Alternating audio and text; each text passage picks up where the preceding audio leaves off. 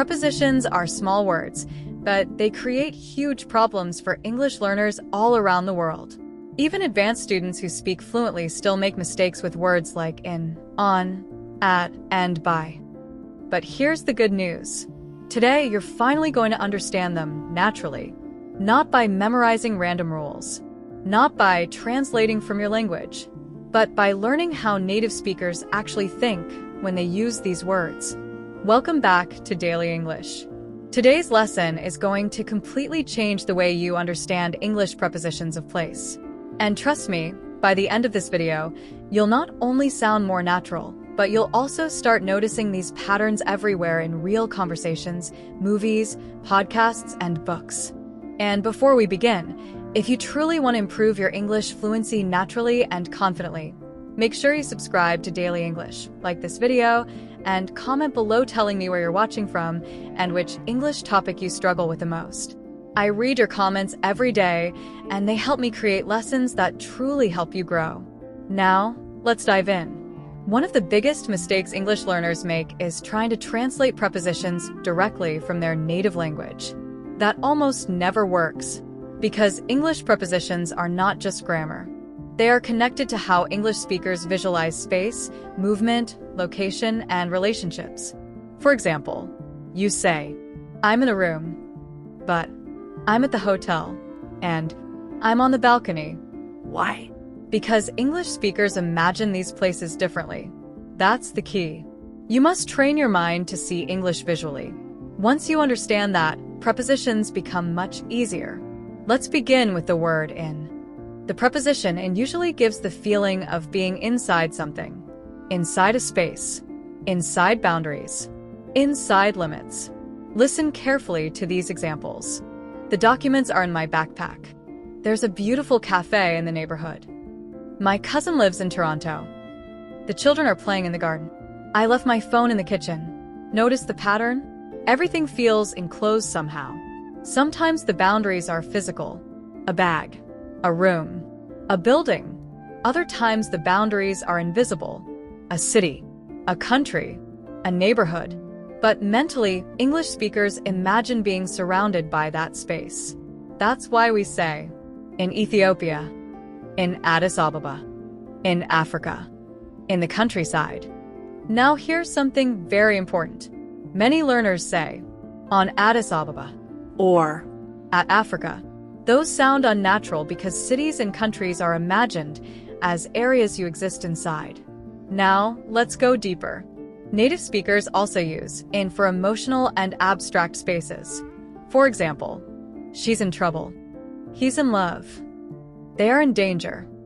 I'm in a hurry. Interesting, right? There are no physical walls here. But mentally, these situations still feel like environments surrounding you. This is an advanced fluency tip that many textbooks never explain. English is deeply visual and emotional. Now, let's talk about pronunciation for a second, because this matters more than most learners realize. Native speakers usually reduce the pronunciation of in during fast speech. Instead of saying, "I am in the car," they often say, "I'm in the car." Very smooth, very connected. Fluency is not only grammar, it's rhythm. And if you want to sound natural, you must start paying attention to connected speech. Now, let's move to on. This preposition usually gives the feeling of contact with a surface, something touching something else. For example, the laptop is on the desk. There's a sticker on your jacket. The coffee stain is on the paper. They built a house on the hill. The restaurant is on River Street. Can you feel the surface idea? Now here's where things become interesting. English speakers also think of roads, floors, walls, and even transportation as surfaces.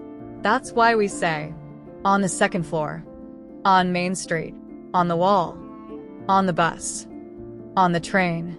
But then learners ask, why do we say in the car but on the bus? Excellent question. Because a car feels small and enclosed. You sit inside it. But buses, trains, and airplanes feel more like public moving platforms where people can stand, walk, and move around. So English speakers imagine them differently. This is exactly why memorization alone is not enough. You need to understand the feeling behind the language. Now, let's look at some common mistakes. Incorrect. She's on the office. Correct. She's in the office. Because an office surrounds you. Incorrect. My wallet is in the table. Correct. My wallet is on the table. Because the table is treated as a surface. Now let me give you an advanced fluency trick. When native speakers describe digital spaces, they often use on Instagram, on YouTube, on Facebook, on the website. Why? Because digital platforms are mentally treated like surfaces or platforms you interact with. That's modern English. Language evolves with technology. Now, let's move to at. This is where many learners become confused. Because at focuses less on space and more on a specific point or location. Think of it like a pin on a map. For example, I'm at the airport. She's at work. They're at the conference. He's waiting at the entrance. We met at a cafe. Notice something important? We are not focusing on being inside every detail of the place. We are simply identifying a location point. That's the power of at. Now compare these two sentences carefully. I'm in the hospital. I'm at the hospital. These are similar, but not identical. In the hospital emphasizes being physically inside the building. At the hospital focuses more generally on the location. Maybe you're inside, maybe outside, maybe in the parking area. This small difference is what separates intermediate English from advanced English. Tiny word, big meaning. Now, let's explore something learners rarely study deeply. Context changes. Listen carefully. She's in school. She's at school. Both can work, but in school often means she is a student enrolled there. At school focuses more on her current location. Context matters enormously in English.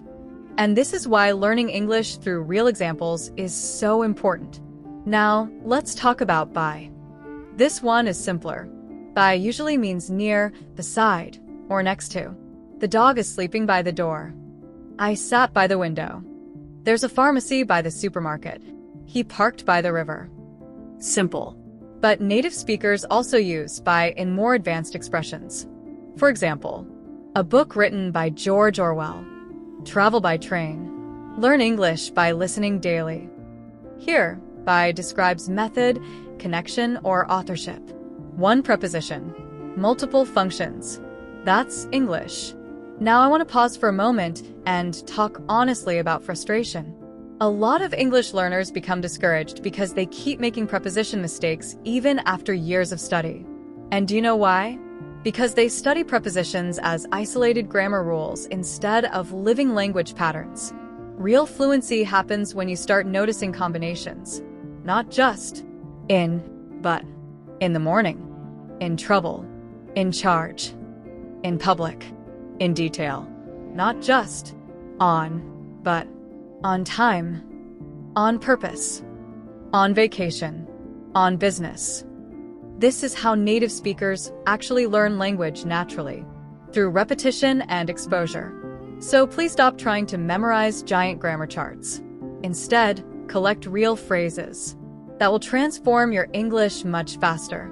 And by the way, if you're enjoying this lesson and you want more deep, natural English explanations like this, don't forget to subscribe to Daily English, hit the like button, and comment with one sentence using in, on, at, or by.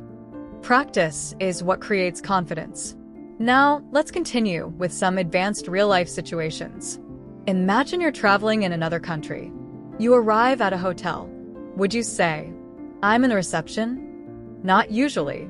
Native speakers say, I'm at the reception desk, because the desk is treated like a point location. Now imagine this situation. I'm in the lobby.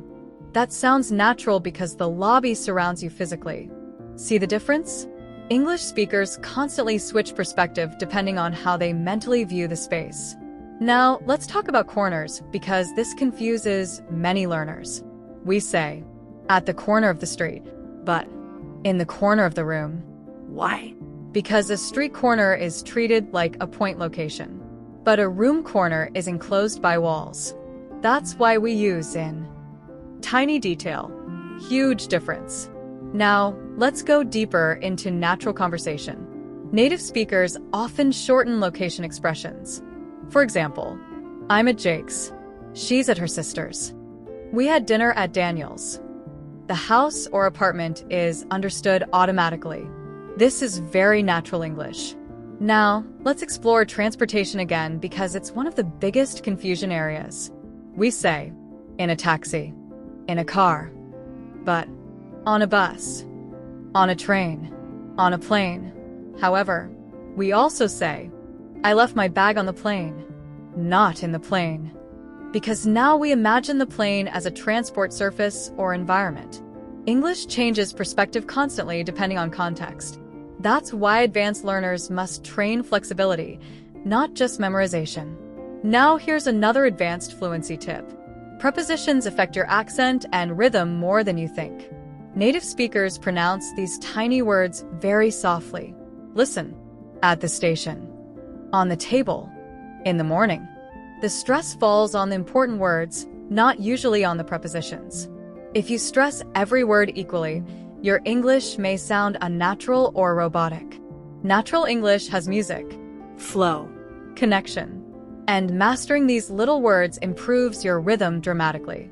Now let's practice some correction exercises together. Listen carefully. Incorrect. She arrived in the airport. correct, She arrived at the airport. Because we are talking about a point location. Incorrect. My picture is in the wall. correct, My picture's on the wall. Surface contact. Incorrect. They're waiting on the room. correct, They're waiting in the room. Enclosed space. Now here's a challenge. Can you feel how English becomes easier when you stop translating and start visualizing? That's the breakthrough moment.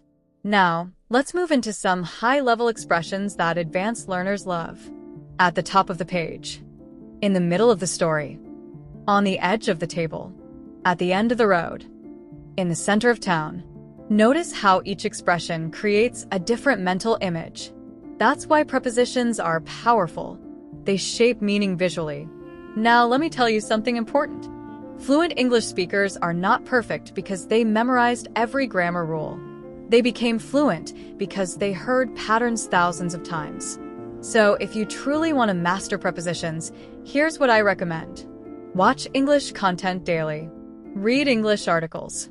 Listen carefully to how native speakers describe locations. Pause videos. Repeat sentences aloud. Shadow pronunciation. Keep a notebook of real expressions. Not random grammar rules. Real expressions. That's how fluency grows naturally. Now, let's talk about emotional confidence. Many learners become afraid to speak because they worry about tiny mistakes.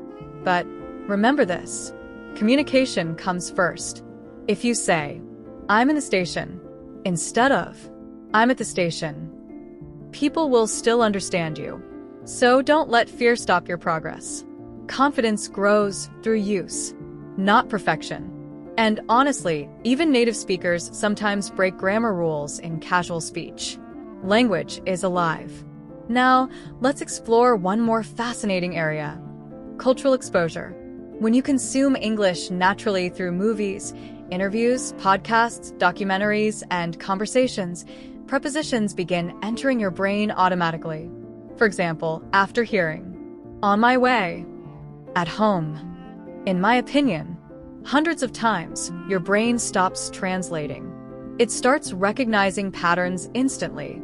That's real fluency. And that's exactly what I want for you. Not textbook English. Real English. English you can feel naturally. Now, before we finish, I want you to remember something. Every fluent English speaker you admire today once struggled exactly like you. They made mistakes. They hesitated. They forgot words. They confused grammar. But they kept going. Consistency always beats perfection. 10 focus minutes every day is more powerful than studying for 5 hours once a month. Your English improves every single time you listen carefully, repeat naturally, and stay curious. So be patient with yourself.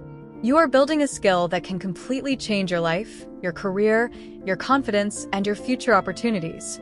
And you're already making progress.